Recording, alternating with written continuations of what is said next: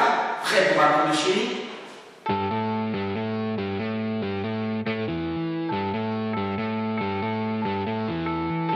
Aujourd'hui, on va parler des molécules. Alors, la première chose à savoir avec les molécules, c'est qu'il y en a des grosses, les molécules organiques, et qu'il y en a des plus petites, les molécules minérales.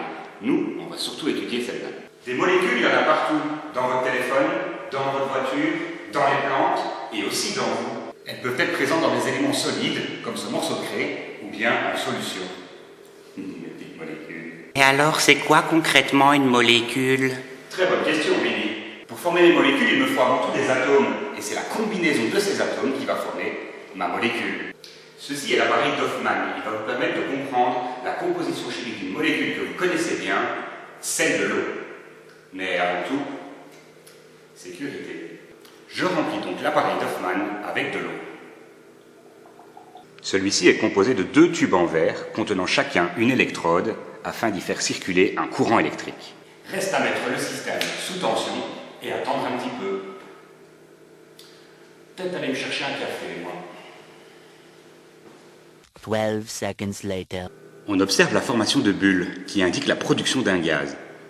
Celui-ci vient s'emprisonner dans le haut du tube. A few moments later.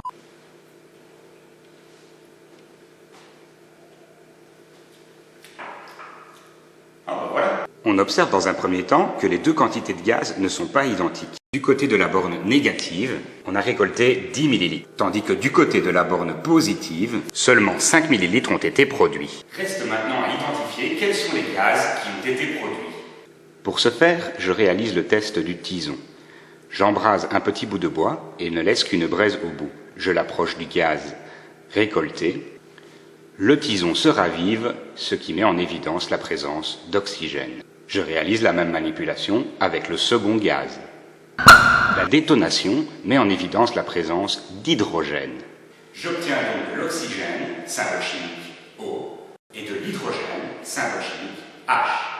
Ma molécule d'eau est donc la combinaison de ces 2 atomes. Ayant obtenu 2 fois plus d'hydrogène que d'oxygène, ma molécule formée est donc H2O. Mais pourquoi donc les atomes s'accrochent-ils entre eux comme le feraient des aimants? Il faut savoir que dans la nature, les atomes ne sont pas sous leur forme neutre, mais sous forme d'ions. Tu te souviens des ions, hein, Billy? Ah oui, je me souviens.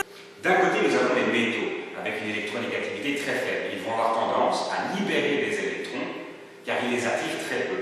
Ceci afin d'obtenir une dernière couche électronique complète. Et de l'autre côté, nous avons les non-métaux, avec une électronégativité plus forte. Ils vont donc attirer vers eux des électrons afin de compléter leur dernière couche électronique. En fonction de leur structure et donc de leur place dans le tableau périodique, les atomes vont devoir perdre ou gagner un ou plusieurs électrons. C'est ce nombre d'électrons qui porte le nom de valence et indique le nombre de liaisons que peut faire mon atome.